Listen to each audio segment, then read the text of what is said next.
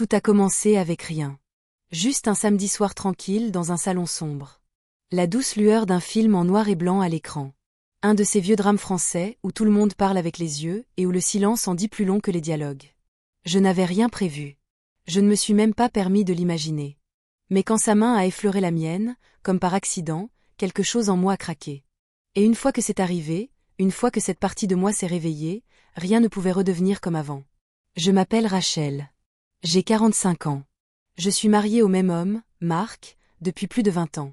Nous avons 2 enfants, un prêt immobilier que nous ne finirons jamais tout à fait, et un emploi du temps que nous avons arrêté de remettre en question depuis des années. Il rentre à la maison, je cuisine, nous faisons le ménage, nous regardons la télévision, consultons nos téléphones, nous couchons, et puis tout recommence. Pas de dispute, pas d'incendie non plus. On fonctionne. C'est le mot. On fonctionne. Mais, désiré, vu, touché. Cette partie de moi était restée silencieuse pendant si longtemps. J'avais oublié ce que c'était jusqu'à Ellie. Ellie a 29 ans. Le fils de ma meilleure amie. Je le connais depuis qu'il était à l'école primaire, courant pieds nus dans les barbecues du jardin et mangeant des biscuits en cachette quand il pensait que personne ne regardait. Il m'appelait Miss Rachel. Ça a cessé il y a quelques années. Maintenant, c'est juste Rachel. Et d'une certaine manière, ça a changé les choses. Il avait grandi grand, doux, attentionné d'une manière qu'on n'attend pas des hommes de son âge. Il y avait toujours quelque chose de doux chez lui, même quand il était plus jeune. Mais maintenant, il y avait autre chose, quelque chose qui persistait.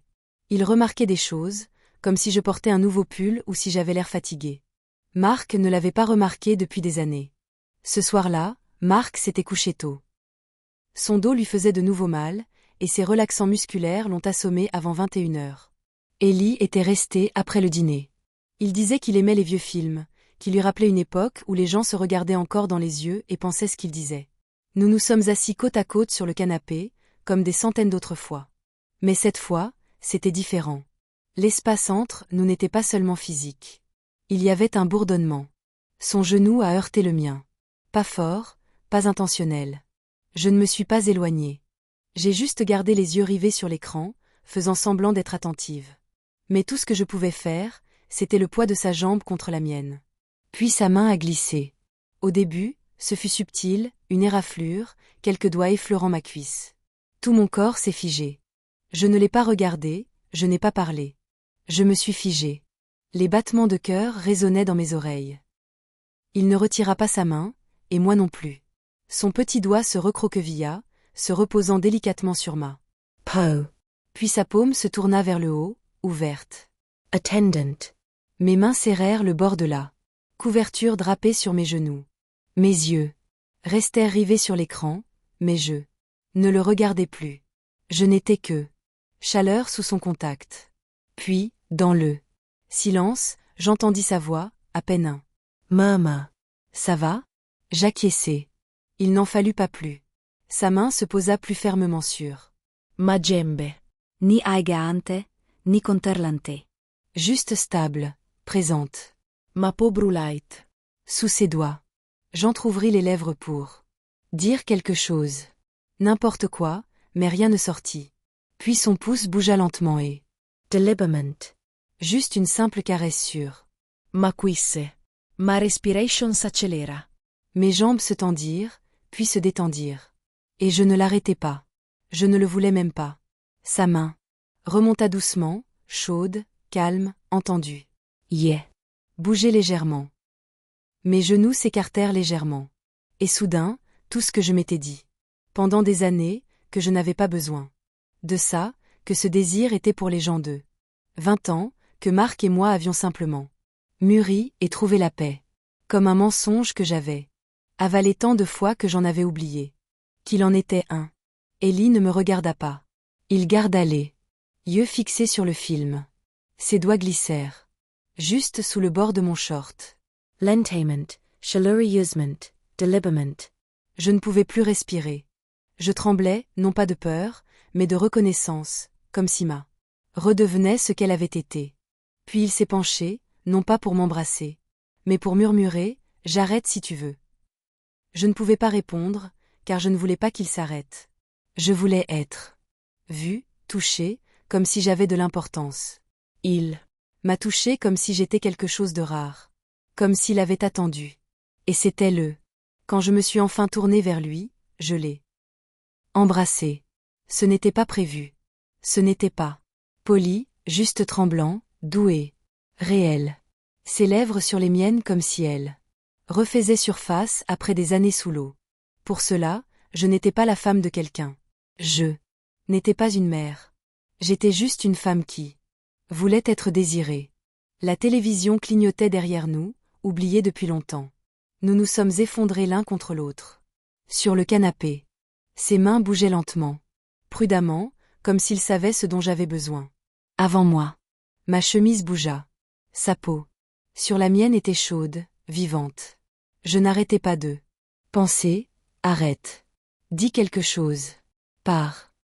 Mais chaque fois que j'ouvrais la bouche, il me touchait comme si j'étais quelque chose de précieux. Ce n'était pas précipité. Ce n'était pas désordonné. C'était intentionnel. Silencieux. Dangereux. Puis un bruit quelque part dans le couloir. Un ruisseau, peut-être un tuyau, peut-être une latte de parquet. Nous nous sommes figés.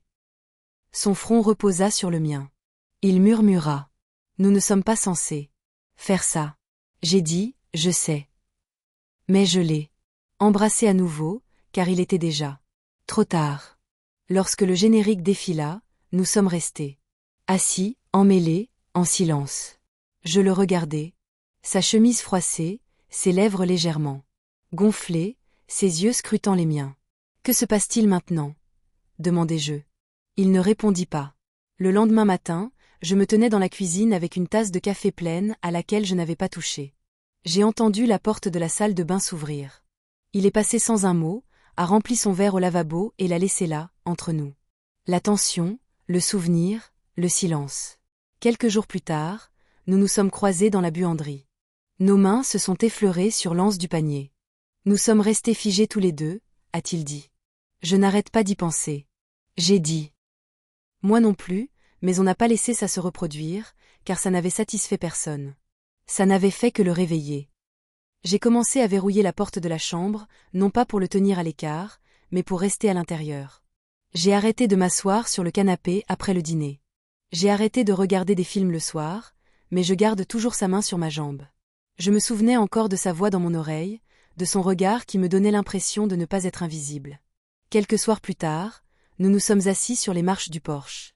Le ciel au-dessus de nous est devenu doré, puis rose. Le genre de coucher de soleil d'été qui rend tout plus doux qu'il ne l'est. Il s'est assis à l'autre bout, pas loin. Pas tout près. Il a dit, tu as été silencieux ces derniers temps.